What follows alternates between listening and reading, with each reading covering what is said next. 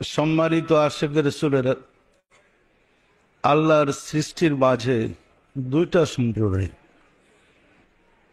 একটা সম্প্রদায় হচ্ছে যারা মানুষকে আল্লাহর সাথে যোগাযোগ করে দেবেন, আল্লাহর পরিচয় করে দেবেন এবং আল্লাহকে পাওয়ার পদ্ধতি শিক্ষা দিবেন।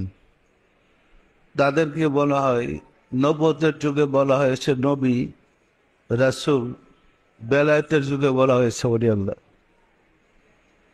আরেকটা সম্প্রদায় হচ্ছে যারা নবী রাসূল ওলি আল্লাহদের সান্নিধ্যে গিয়ে আল্লাহর পরিচয় লাভ করবে এবং আল্লাহকে অর্জন করতে পারবে। তারা হলো সর্বসাধারণ মানুষ। নবী রাসূল ওলি আল্লাহ ওনারা কিন্তু আমাদের কেউ নন, ওনারা মূলত আল্লাহর এবং আল্লাহর পরিবার। পবিত্র কোরআনে আল্লাহ বলেছেন, আলা ইন্না হিজবুল্লাহি হুমুল মুফলিহুন ফাইন্না হিজবুল্লাহি হুমুল গালিবুন। তারা আমার শরীকদের বিজয় অবিসম্ভব।